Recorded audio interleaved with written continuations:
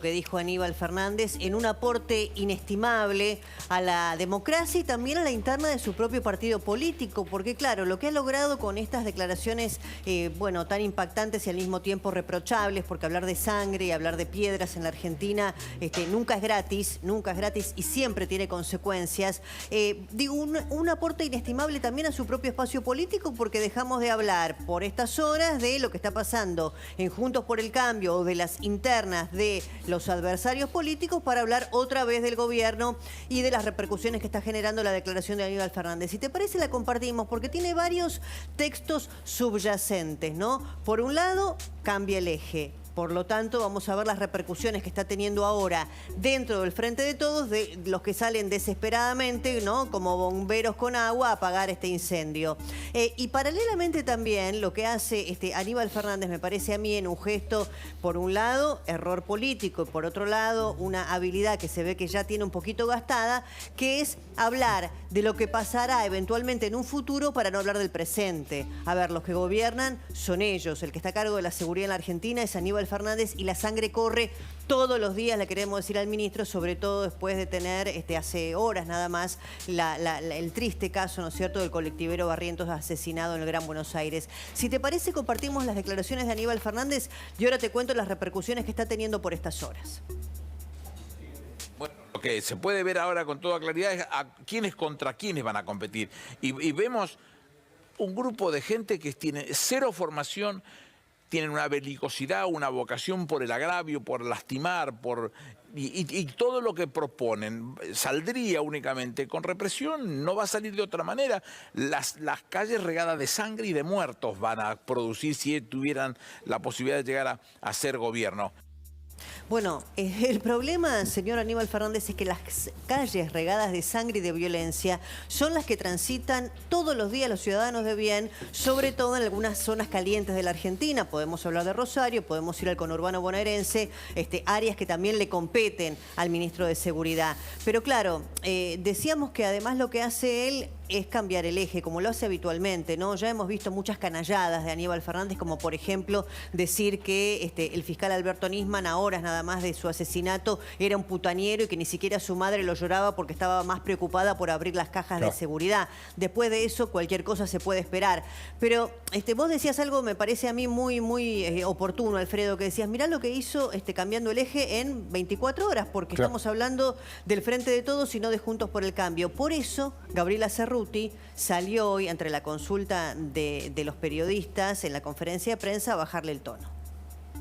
Yo no hubiera dicho lo que dijo el ministro Fernández de la misma manera, tengo otra manera de expresarme, pero quien dijo que había que dinamitar todo cuando llegaron a la presidencia fue el expresidente Mauricio Macri, quien dijo que se tienen que morir los que se tengan que morir, tanto durante la pandemia como ahora, cuando acaba de decir que las patologías congénitas no tienen que ser cubiertas por el Estado porque si los bebés que se tengan que morir se pueden morir, siendo que las cardiopatías congénitas son la tercera causa de mortalidad infantil, fue el candidato a presidente Javier Milei. Entonces, los que están anunciando un país que vuele por los aires, los que están anunciando un país donde se mueran los que tengan que morir porque se van a salvar solamente aquellos que tengan recursos privados para llevar su vida adelante, son tanto Mauricio Macri como Javier Milei, que son parte de un país que no queremos. Así que quienes anuncian tempestades, quienes anuncian dinamitar el país, son ellos y no, me parece que están haciendo demasiado escándalo por una frase, porque como siempre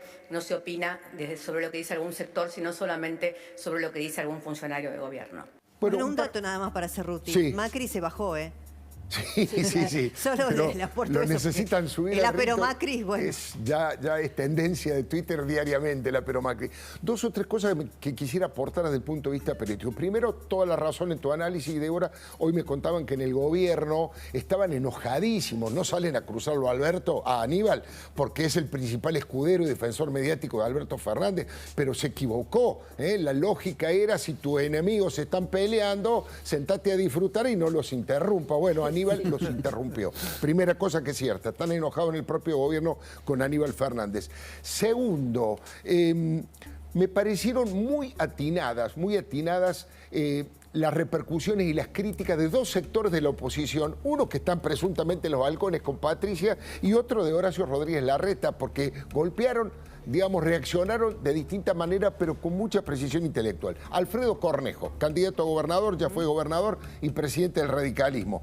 El logro, le dice Aníbal Fernández, el mayor logro de su gestión ha llenado las calles de sangre y de muerte. Un poco lo que decías vos respecto de lo que son los asesinatos cotidianos y los crímenes de la inseguridad. Y Horacio Rodríguez Larreta fue por otro lado y dijo, ni sangre ni muerte, están los que encienden el fuego y nosotros los apagamos. Violencia nunca más.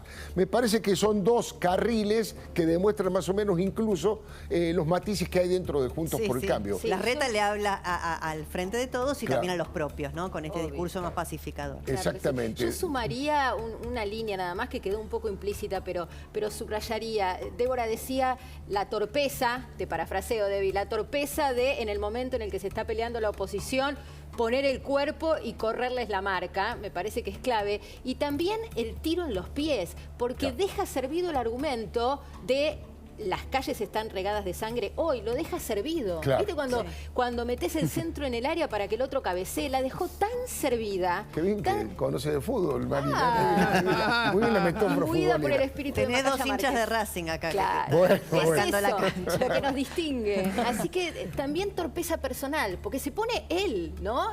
Para que lo fusile, para que lo fusilemos en un sentido figurado. Sí, mediáticamente. No Y le agrego me algo quiero sumar a la metáfora de la violencia. A lo que dice Marina le agrego algo. También está dando por sentado que quien va a gobernar en el próximo turno es la oposición. Claro, sin lugar a O sea, dudas. ya está, lo da por perdido, ¿no? Reconoce que ya tiraron la toalla, pero vamos a ver qué opinan nuestros invitados. Todos tienen, por sus características, su trayectoria y el rol que juegan en la sociedad política, mucha autoridad para opinar. Empezamos por la diputada nacional Graciela Ocaña. Buenas noches, Graciela. Buenas noches. Bueno, ¿cómo te impactó? Varias veces te has cruzado con Aníbal Fernández. Es un viejo enfrentamiento con el actual ministro de Seguridad, ¿no? ¿Qué te pareció? Bueno, estamos acostumbrados a estas frases, pero la verdad que me parece muy grave por el momento que está viviendo Argentina, digamos, donde yo te diría, Alfredo, que los dos principales problemas que hoy tiene la gente es, por un lado, que la plata no le alcanza, la inflación creciente, pero por el otro es el tema de la seguridad, que es la inseguridad que se vive fundamentalmente en el conurbano bonaerense, donde, digamos, roban al que va a trabajar, roban a los chicos que van a la escuela.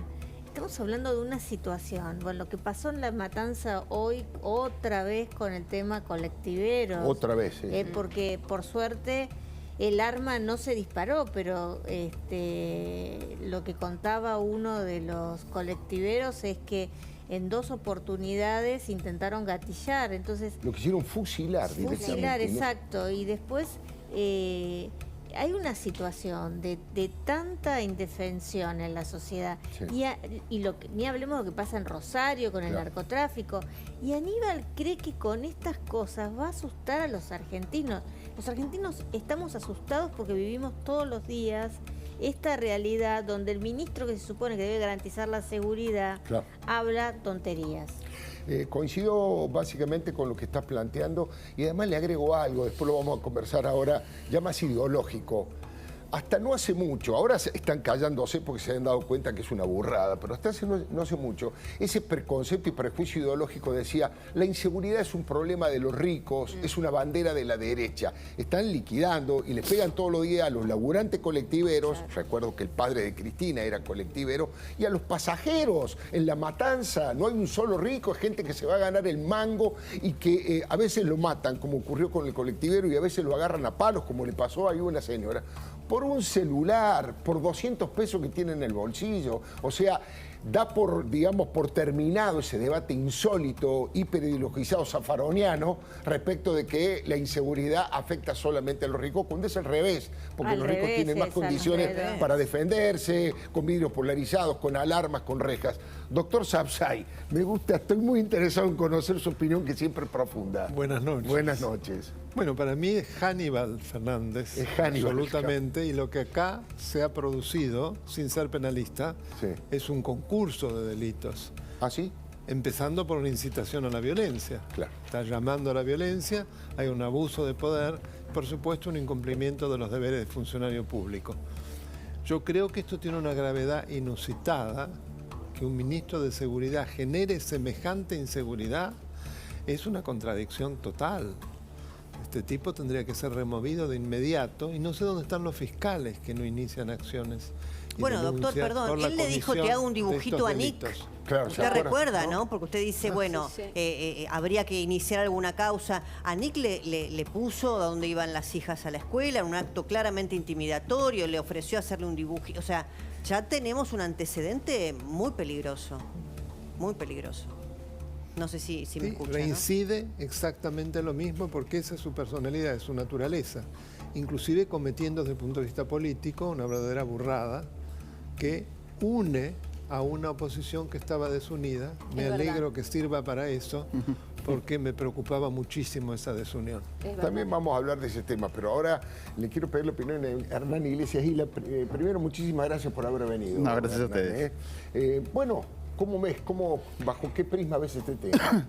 Bueno, más allá de todo lo que dijeron, que coincido en todo, me parece que podemos mirar esto también como una advertencia de la legitimidad que le puede llegar a dar el kirchnerismo o el peronismo al próximo gobierno, porque se suma a declaraciones recientes, de Juan Grabois. Si uno ve el spot nuevo de Juan Grabois, claro, se prepara para la resistencia violenta prácticamente. Declaraciones de Gabriel Solano de esta mañana, del Cuervo Larroque recientes, como que están preparando el terreno como para que la única manera de resistir al próximo gobierno, sea quien sea el que gobierne, en el caso de que no sean ellos, sea la violencia y la resistencia en las calles, ¿no? Eso me parece peligroso y aparte porque me recuerda cómo fue el modo en el que ellos reaccionaron a la derrota de 2015. Claro. Nunca realmente, más allá de entregar finalmente el gobierno, digamos, de una manera mala, sin una transición, sin Cristina participando, pero nunca reconocieron la legitimidad de los votos que había sacado Mauricio Macri, Cambiemos. Cristina sigue diciendo que fue una estafa electoral, que se le mintió a la gente, que los medios participaron de un gran engaño. Claro. Esto lo siguen diciendo ahora Guado de Pedro, no es que es una cosa aislada. Realmente ellos nunca creyeron que el pueblo les había dado la espalda.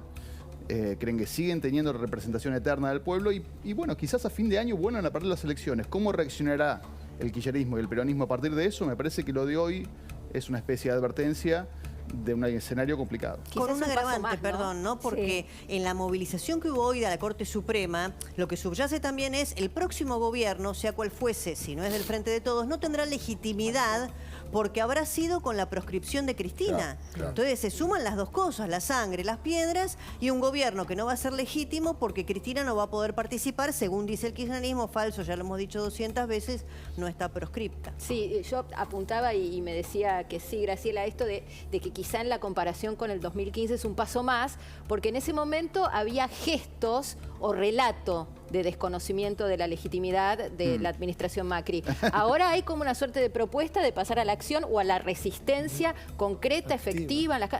Me parece que es otra cosa, es como una escalada de un mismo discurso de descuido institucional, si se quiere. Sí, yo también creo que hay toda una intención de buscar bajar desde ahora, pensando en que puede llegar a ganar Juntos por el Cambio, deslegitimarlo políticamente y preparar el terreno para una resistencia violenta, activa, de piedras. Y espero que llegue hasta ahí nomás, porque hay algunos, los más salvajes de todos, están planteando directamente actitudes, yo diría, golpistas. Mire, uno de los representantes del ala más radicalizada y extrema del kirchnerismo, del cristinismo militante, es el sacerdote tercermundista de la Opción por los Pobres, Paco Olveira.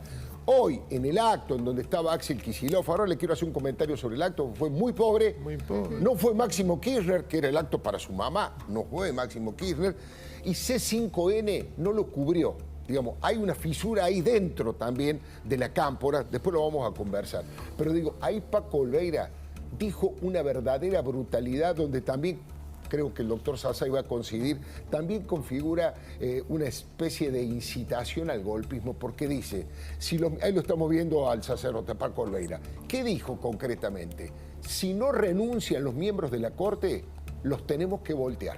Los tenemos que voltear. Va en la misma línea de las declaraciones en su momento de Eve de Bonafini, a estos turros hay que tomarles el palacio de los tribunales. Es realmente horroroso. Es un acto sedicioso. Es sedicioso. Claramente. Sí. Y esto se suma el juicio político ridículo que se está llevando adelante, ese circo político. contra los 4 miembros de la Corte Claro. Suprema de Justicia, donde la verdad, Alfredo, hay algunas cuestiones que se presenta como afirmar los llamados. Por ejemplo, otro día que estuvo el exministro Garabano, le dijeron que había no sé cuántas comunicaciones, cuando el ministro, horrorizado, le preguntó, ¿y de usted dónde saca la información? Bueno, ahí ya se empiezan a quemar los papeles. Entonces, hay una cuestión que creo que es lo más grave, es que no solamente está el problema de la deslegitimación de la democracia, en definitiva, Claro. porque al no reconocer el resultado electoral, que es lo que ellos están preparando por la proscripción, por todo este relato, es un hecho muy grave. Hernán, ¿cómo lo ves a eso? ¿Hay ese riesgo, existe ese riesgo concreto de que digan no participó Cristina, las elecciones no son válidas, nosotros no las reconocemos?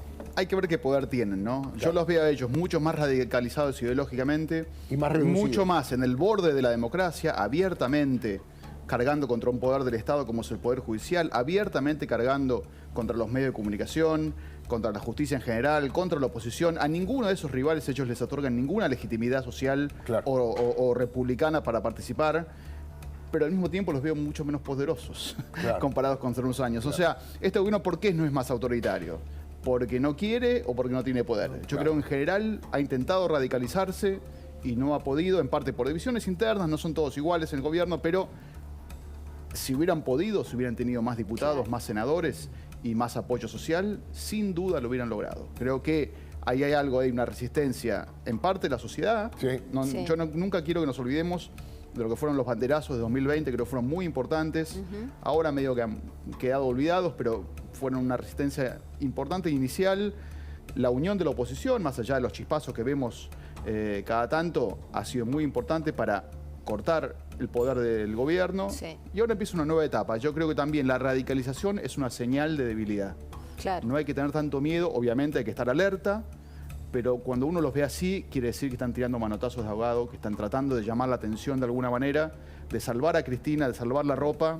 De hecho, Pero viste lo que que no hay ven- movilización espontánea, más allá de la que se moviliza No. por aparato. E insisto pero que la de hoy fue bastante, lo de hoy- sí, bastante claro. modesta la Bueno, movilización. incluso en la sentencia de Cristina. Claro, Ni en el claro. alegato de Luciani, ni en la sentencia en primera instancia pasó nada en la calle, gracias a Dios, por otra parte, pero hablo de manifestaciones Pero mirá, populares masivas. Mañana se va a dar un dato de inflación que será de alrededor del 6-7%. Sí. Y quieren generar Claro. épica con una cuestión judicial abstracta de los jueces de la Corte. Nadie no se sabe bien de lo que se los acusa, Claro. ¿no? Hay Claro. me parece que no es tan...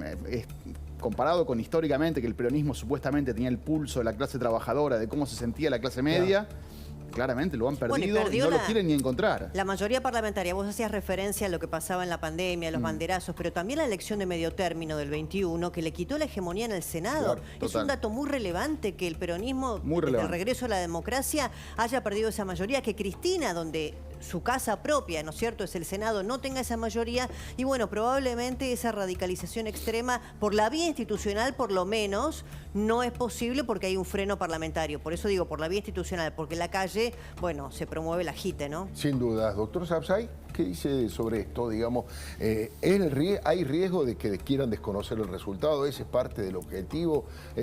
¿Hasta dónde puede llegar ese desconocimiento de la realidad y ese fanatismo por defender a Cristina y por negar toda legitimidad a los demás? No, seguramente lo van a hacer. Ya lo hicieron la otra vez cuando perdieron, en el 2015. ¿Cómo Sí. no lo van a hacer ahora? Es muy parecido a lo de Trump.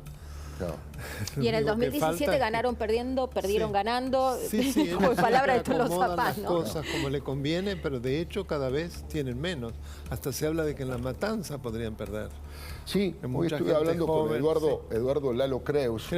estuve hablando en la radio porque hizo una presentación para que fuera al Consejo Deliberante a rendir cuentas Fernando Espinosa. ¿Dónde estaba Fernando Espinosa mientras sesionaba el Consejo Deliberante diciéndole venga a explicar cuál es su plan de seguridad que acá están liquidando a los pasajeros, a los colectiveros? Y Estaba cachando. en el acto. El cacheo es gravísimo. Lo del Lo que han cacheo ha hecho. sido con reminiscencias de la dictadura, por Total. supuesto, salvando la distancia. Ahí está. Fernando Espinosa hizo valer su mayoría y logró eludir el pedido de interpelación en el Consejo Deliberante de la Matanza. Sí, da la sensación de que, bueno, en la última elección, Espinosa, mucha gente lo tiene, sacaron, Graciela, 320, 330 mil votos, perdieron una cantidad de votos, repito, y si ahora se consolida una lista del movimiento Evita con Patricia Cubría, la esposa de... La Colo. de Pérsico, ahí ya podría tener una división de sus votos peronistas, y si la oposición va unida, qué sé yo, estoy pensando en Alejandro Finocchiaro, el Toti Flores, en Eduardo Lalo Creus, bueno, tal vez hay alguna chance. Pero, Débora, recién estaban mencionando el spot de campaña de Juan Grabois. Hoy decía Eduardo Feynman que estaba ofendido porque no lo habían puesto a él, a Eduardo Feynman. Pues es que yo lo estaba viendo en mi casa y digo, estoy flojo últimamente, estoy medio reformista, estoy medio suave, estoy medio paloma en mis críticas, porque a mí tampoco me pusieron esta vez, aunque la de la Cámpora sí me pusieron y eso me deja más tranquilo. Igual mejor no estar, ¿no? Mejor Porque no esta estar. gente es peligrosa realmente, porque bueno, la promoción de la violencia no es nueva. Nosotros ya habíamos tenido el antecedente de Grabois hablando de sangre. Está bien que en ese caso lo hacía en referencia o en alusión directa al presidente Alberto Fernández y estaba muy afincado en la interna. Pero este spot también es bien interesante, porque después vienen con el discurso de odio, con la promoción de la violencia que se hace desde los sectores no kirchneristas. Fíjate cuál es la propuesta de Grabois si llega al poder. Y Grabois ha hecho mucho daño. Aparte que usted es un maleducado. Lo que diga Clarín, lo que digan los grandes medios, nos importa un comino, nos importa la realidad de lo que pasa en nuestro pueblo. No es un problema solamente de valores, es un problema de poder.